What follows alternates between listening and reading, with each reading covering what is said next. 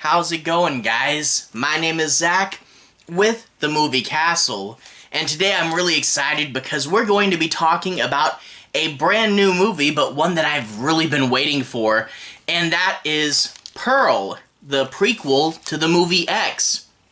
This once again came out from A24 Studios, was released on September 17th, 2022, and was once again, like X, directed by Ty West.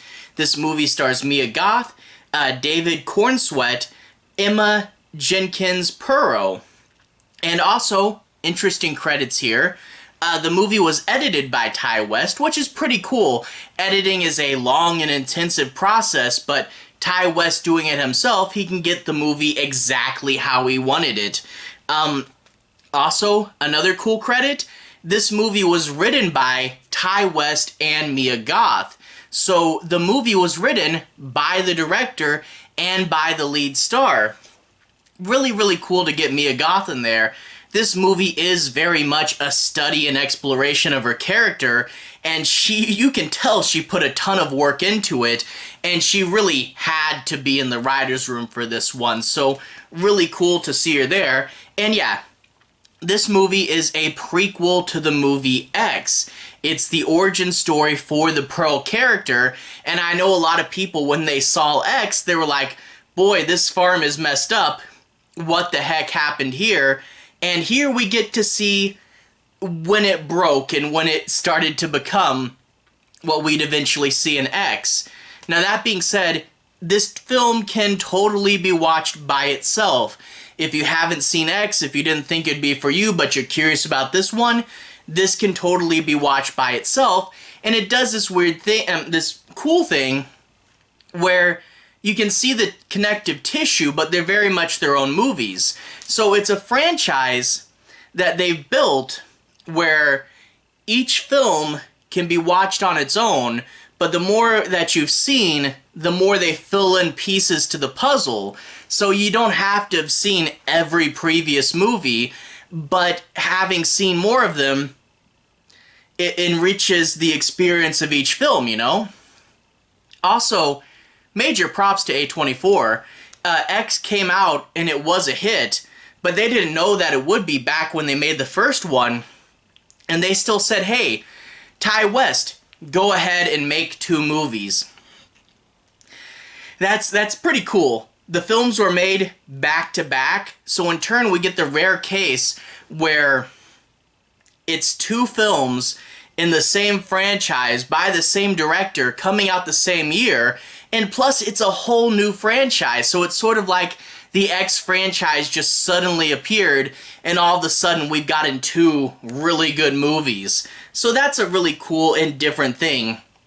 But I do want to say, to the people that just wanted X2, you can see the connective tissue. For example, our friend the alligator is back, or maybe it's the alligator's father. I'm not sure how long alligators live for. The alligator's back. They talk about X Factor like they did in X. And also there's a scene where a projectionist shows Mia Goth an adult film, says, this isn't legal here, it's a French art film, but someday it will be, hinting at the events that will happen in X. There is connective tissue, but it's not just another group of teenagers wander across the farm. And you know, I'm a slasher geek. I'm always gonna like X more because, you know, it's so grungy and stuff. Totally different film here, but I still really did like it, even though it was different. It's more about the character study. It's more about Mia Goth's character finally snapping, and in turn, most of the horror is about personal damage to her, but we will eventually get to the end, and even though it's, you know, Wizard of Oz, daylight, and bright colors, the axes will come out, and it will get quite horrific at the end there, but yeah, for most of it, drama, you know, with a really, really good character study. I guess, without further ado, let's go ahead and talk a little bit about the plot. This is a really new movie, so I'm going to go pretty light on spoilers, no major spoilers, and I won't touch the ending. But let's talk about the setup. We open up, it's 1918, we meet young Pearl. Now in X, Mia Goth actually did play Pearl. She played Maxine, but she also played, under heavy makeup, Pearl as well. So she's reprising her role here, but without all the makeup. She's still there, and the farm is there, but everything's newer. It's not 100% nice, but it's not the rundown farm we saw in X.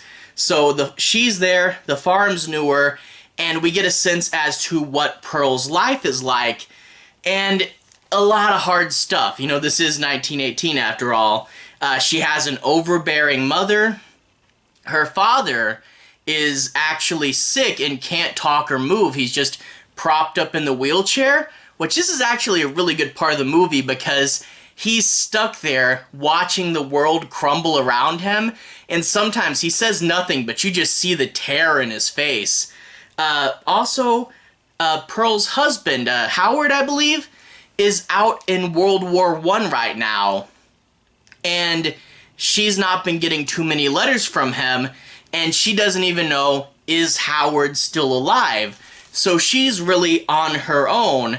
On top of all that, I believe it's the Spanish flu is going around. Her mom's really afraid of germs, and in turn, you know, husband at war, forced isolation, farm's not going great. Lots and lots of stress on her character there. She'll sneak off to the movies and meet a projectionist who will fill her head with a bunch of dreams, like saying Europe, everybody's into the arts and everything's so much more free, even though her husband's in Europe right now and everything's being bombed. Yeah, I don't know how accurate this fantasy is, but meets a projectionist, talks about Europe. She wants to be a dancer. She wants to be a star. And her sister-in-law, Howard's sister, says that there's an audition at a church for a dance troupe that's going to go around and visit like 7 cities in the state, try to cheer everybody up. And she wants to dance, but of course her mother will not allow it. And she's stuck in the farm and isolated. And when we see her character, we know that something is broken. Something somewhere along the line had broke, but it's not been really noticed until now. But with all this stress adding on top of her, everything really threatening to push apart and break her, now's going to be the point when she snaps and when she loses it, and things are going to turn into a violent, bloody mess. And I do find with this film, it actually does a few really interesting things that could have easily gone too far and become bad. But there are some really interesting things. First and foremost, the way it's shot, it does really do kind of that Wizard of Oz, bright and cheerful filmmaking that was kind of made around this time.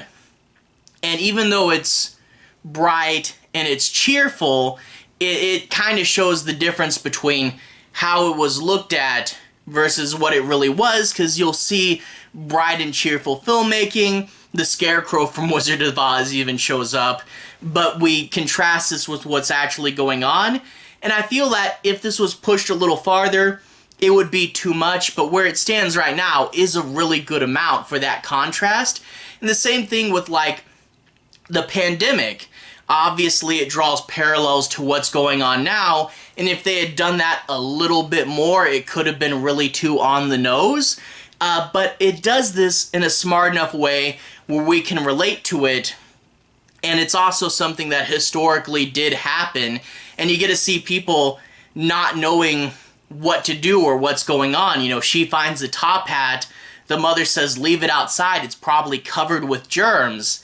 Even though she had been wearing it all day, who cares, you know? And you get to see that fear and that isolation really working in this movie's favor, you know? So that's one of those things that if it had been pushed too hard, could have been too on the nose, but as it stands now, it really does help the movie. And another thing, her mom, kind of like a Carrie's mom type of scenario, an overbearing mother, And then, and this again, could have been pushed too far, but it really isn't. You can see where the mother's coming from. You know, she has a husband that can't work and she has to take care of him.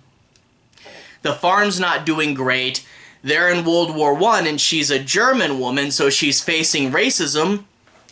And yeah, she really can't afford to lose her daughter. So it's really one of those cases of, you know, she seems like she's being overbearing, but the world around her is really hard, and you do see where she's coming from, even if she doesn't realize how close Pearl is to snapping, and she is really mean and overbearing. You do see why, and this is another case of it could have been pushed too far, it could have been campy like a lot of other clones of Carrie's mom, but you really do see where she's coming from. And yeah, I really do like, you know, what Pearl wants in this movie. All she wants to do is attend a dancing audition in a church. That's nothing bad at all, you know, and any other time, no one would really care, you know, but this is just a case of wanting something that's not bad, but having time and circumstance absolutely screw you over.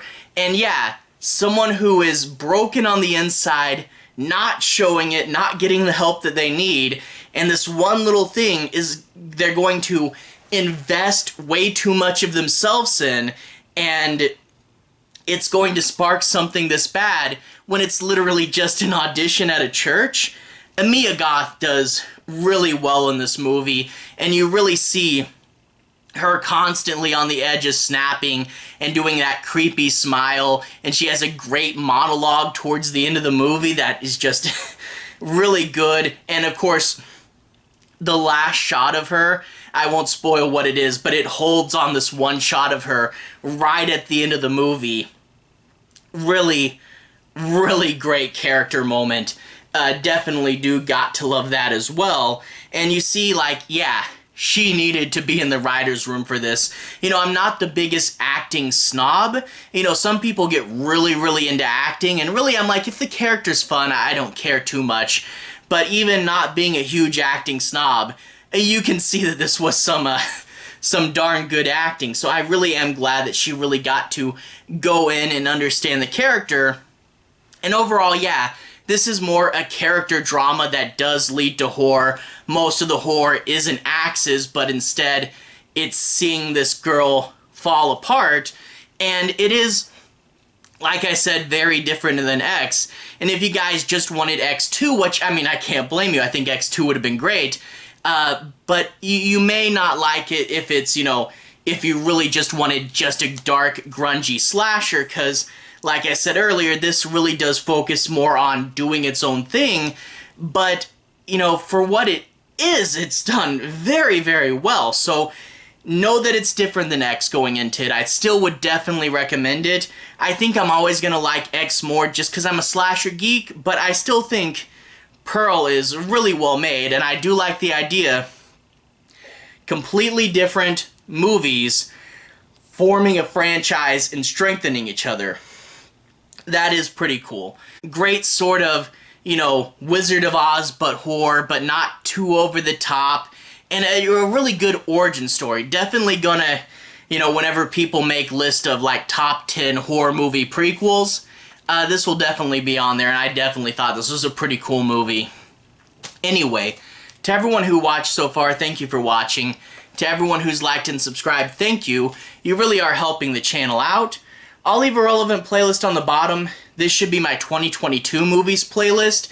You guys, if you want to see my reviews, I covered things like Scream, the Netflix Chainsaw Massacre, but I also covered X, the first film, so if you want to see my review for that, you can click right there and see more. Anyway, have a good day. I'll see you guys again very, very soon. Relevant playlist on the bottom.